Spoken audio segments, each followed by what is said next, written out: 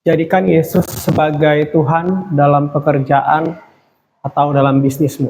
Suatu kali Petrus, dia sedang menjala ikan semalam-malaman dan tidak mendapatkan apa-apa. Di sini Petrus berprofesi atau punya pekerjaan sebagai nelayan. Atau bisa dibilang bisnisnya adalah sebagai nelayan. Nah, apa yang menjadi pekerjaan atau bisnismu saat ini? Dan bisa dibilang juga Petrus ini orang yang ahli dalam bidangnya. Sebagai nelayan yang handal. Dia sudah menguasai itu, bekerja di bidang itu selama bertahun-tahun. Hidupnya banyak di bidang nelayan yang menjala ikan. Nah, tapi pada waktu itu Petrus tidak mendapatkan apa-apa. Nah, saudara, apa yang menjadi pekerjaan atau bisnismu saat ini? Mungkin kamu sudah mengerjakan bisnismu atau pekerjaan itu bertahun-tahun lamanya, kamu sudah expert, kamu sudah berpengalaman, bahkan kamu ahli di bidang itu sama seperti Petrus. Kamu mungkin sudah sekolah atau kuliah bertahun-tahun di bidang itu, dan kamu bekerja di bidang itu sekian lama. Tetapi sama seperti Petrus, kamu sudah mengerjakan segala sesuatu, tetapi tidak menghasilkan apa-apa. Kamu sudah berusaha, tapi hasilnya nihil, seperti menjaring angin. Nah, itulah yang sedang dialami oleh Petrus. Dan bagaimana keadaan Petrus bisa berubah, dan begitu juga bagaimana keadaanmu bisa berubah.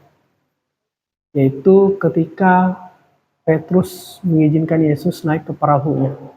Begitu juga dalam kehidupanmu, kalau saat ini kamu lagi mengalami masalah sama seperti Petrus, kamu ahli di bidangmu, kamu menekuni itu, berpengalaman di bidang itu bertahun-tahun tapi tidak menghasilkan apa-apa, tetapi tidak menghasilkan dan tidak berhasil, belajarlah dari Petrus. Petrus, dia mengizinkan Yesus masuk ke dalam perahunya. Begitu juga dengan saudara, kalau saat ini kamu di bidangmu sudah berusaha begitu rupa, kamu sudah expert, sudah ahli, sudah punya banyak pengetahuan, skill di situ, tetapi tidak menghasilkan apa-apa. Mari bawa Yesus ke dalam perahu kehidupanmu. Bawa Yesus ke kehidupanmu. Dan ketika kita lihat, ketika Petrus membawa Yesus ke dalam perahunya, keadaan langsung berubah. Petrus tiba-tiba bisa menjala ikan, dapat banyak sekali sampai perahunya itu penuh. Begitu juga ketika kamu saat ini mengalami jalan buntu, kamu sudah mencoba dengan akalmu, logikamu, segala cara, tetapi tidak berhasil.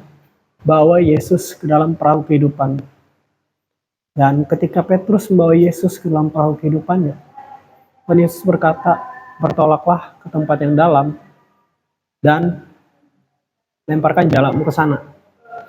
Petrus yang sudah ahli, yang sudah melakukan itu berkali-kali, dia berkata, aku sudah semalaman-malaman mencari, tapi tidak dapat apa-apa. Tapi karena engkau yang suruh Tuhan, maka aku akan melakukan. Dan ketika Petrus taat, Petrus mendapatkan banyak sekali ikan sampai perahunya penuh. Sampai jalaknya hampir koyak dan perahunya penuh. Dia mengalami kelimpahan, dia mengalami mujizat ketika Petrus taat kepada instruksi Tuhan Yesus. Jadi saat ini ketika kamu mengalami masalah, tidak mendapatkan apa-apa, kamu sudah berusaha, kamu ahli di bidang itu, tapi kamu tidak mendapatkan apa-apa. Sama seperti Petrus, ikuti instruksi Tuhan. Tanya kepada Tuhan, apa yang Tuhan mau? Tuhan, apa yang harus aku lakukan? Ketika kamu tidak tahu apa yang harus kamu perbuat, bagaimana kamu harus melangkah, mintalah instruksi kepada Tuhan. Dan ketika kamu taat pada instruksi Tuhan, di situ kamu mengalami pembalikan keadaan, di situ kamu mengalami yang namanya mujizat Tuhan. Nah, dari sini kita belajar, Tuhan bisa merubah keadaan kita. Kadang kita merasa diri kita sudah begitu ahli. Tapi ada hal-hal di dunia ini yang mana kemampuan kita itu kadangkala tidak bisa berguna. Kadangkala yang kita pelajari teori itu ketika diaplikasikan tidak bisa jadi di dunia nyata, tidak bisa menjadi kenyataan, tidak bisa seperti yang di teori. Karena ada hal-hal yang tidak terduga dalam kehidupan kita. Nah, kita perlu Tuhan dalam bisnis dan pekerjaan kita. Kita perlu membawa Yesus untuk hadir dalam perahu kehidupan kita, dalam pekerjaan kita, dalam bisnis kita. Dan sebenarnya apa yang menjadi pekerjaan kita, bisnis kita, harta kita, aset kita, kekayaan kita, itu sebenarnya bukanlah milik kita, tetapi kita hanyalah pengelola. Firman Tuhan katakan, punyakulah emas dan punyakulah perak. Emas dan perak itu berbicara tentang wealth, tentang kekayaan, tentang aset, tentang komoditas, tentang harta, kekayaan, tentang uang. Begitu juga dalam kehidupan kita. Segala kekayaan kita, harta kita, bisnis kita, aset kita, properti kita, semuanya itu adalah milik Tuhan. Dan bagian kita adalah mengelola itu dengan baik. Bagaimana kita bisa mengelolanya dengan baik?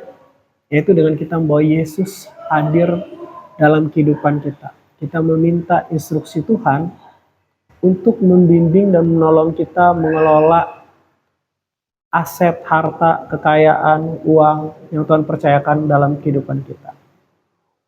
Demikian firman Tuhan pada hari ini. Tuhan Yesus memberkati.